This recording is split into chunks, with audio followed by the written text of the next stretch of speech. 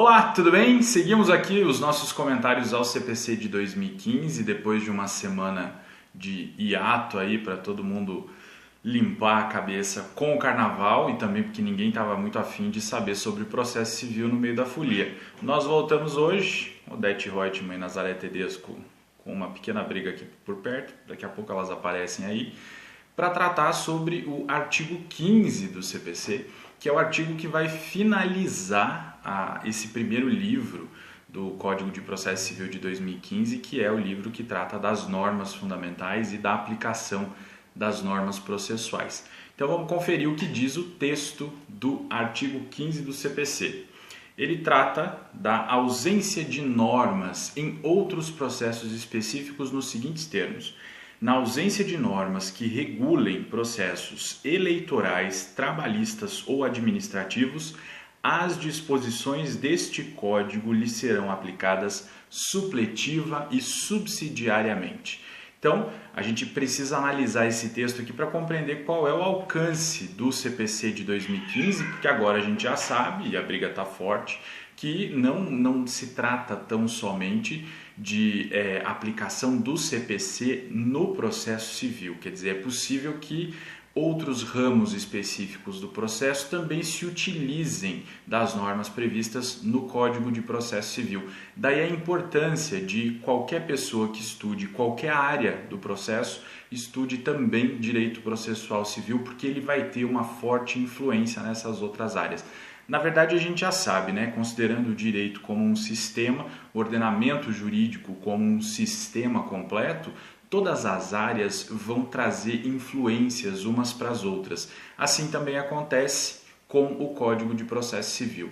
Então, nós temos que compreender que a Constituição, quando ela trata de processo, ela não faz uma diferenciação entre processo civil, processo do trabalho, processo penal. Ela trata de processo. Tanto é assim que a gente, quando ouve falar de devido processo legal, a gente percebe justamente que ela não faz essa distinção para impor essa norma fundamental a todos os tipos de processo, inclusive, por exemplo, ao processo administrativo, que não tem natureza jurisdicional, porque ele tem natureza administrativa, mas que sofre influência e é regido basicamente por essas mesmas normas fundamentais previstas na Constituição e que regem também o processo civil, o processo penal, o processo do trabalho, o processo tributário, enfim, todos os tipos de processo são vinculados a esse tronco base que é o tronco da Constituição.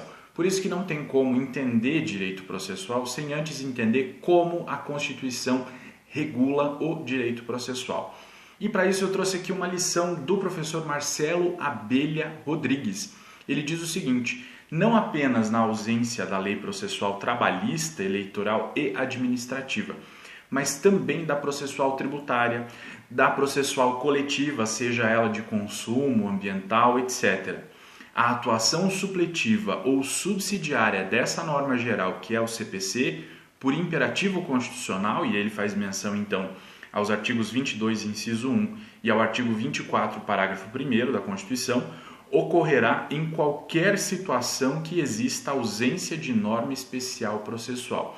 Então ele propõe aqui, inclusive, à luz da Constituição, uma interpretação extensiva desse artigo 15 do CPC para dizer não só nesses ramos citados no artigo 15, mas em todos os outros ramos do direito processual também podem ser aplicadas as normas do CPC de 2015, se for para fazer isso de forma supletiva ou subsidiária.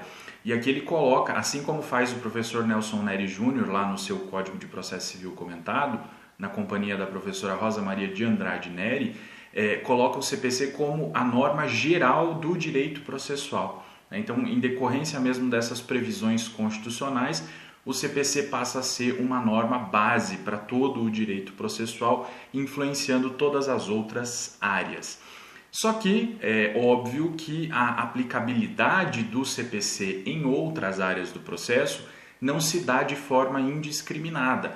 É necessário que haja uma compatibilidade da norma do CPC com o sistema processual em que se quer aplicar essa norma. Então, por exemplo, quando se trata de aplicação da lei processual civil no processo do trabalho, é necessário que haja uma correspondência dessa previsão legal com os princípios que informam o processo do trabalho, justamente para garantir a unidade desse sistema, para que esse sistema não seja desintegrado pela aplicação de uma norma de um sistema irmão, mas diferente, né?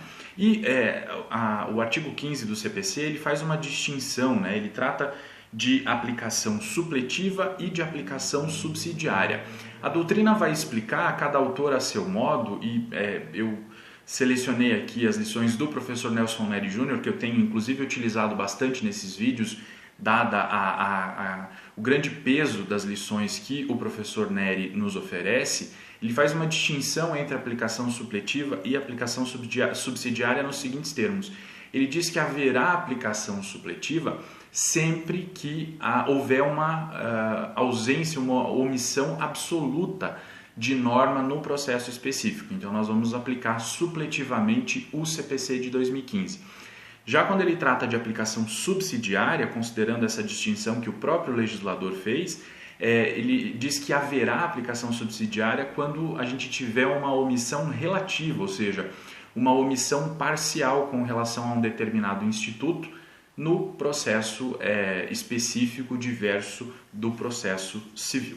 Ok? Então é importante a gente compreender essas influências do CPC e eu gostaria só de citar aqui, em razão da própria importância, né, a Instrução Normativa número 39 de 2016 do Tribunal Superior do Trabalho.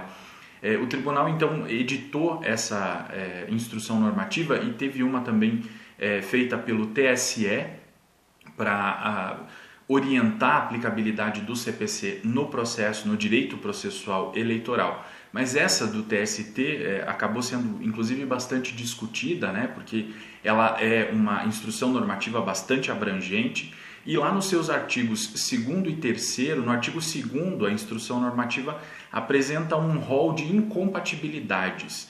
Para dizer, olha, nesses temas aqui não se aplica o CPC de 2015 no processo do trabalho. Já o artigo 3º traz um rol de compatibilidades, justamente para dizer, olha, nessas hipóteses há a incidência do CPC no processo do trabalho. A iniciativa do TST, que foi inclusive criticada por uma boa parte da doutrina e com uma certa razão, né, porque com isso poderia se afirmar inclusive que o tribunal estaria legislando já sobre a aplicabilidade ou não de uma nova lei ao processo do trabalho. O fato é que parece que a iniciativa do tribunal foi com boas intenções, né, no sentido de guiar a interpretação de quem atua no âmbito do direito e do processo do trabalho, para já saber de antemão a posição do tribunal a respeito da aplicabilidade do CPC neste ou naquele instituto que tem aplicabilidade no processo do trabalho. Ok? Era isso que eu tinha para tratar sobre o artigo 15. Se você gostou desse vídeo, já sabe, né? Deixa o seu like, se inscreve no canal se você ainda não é inscrito e espalha o vídeo por aí. Nos vemos na próxima. Até mais.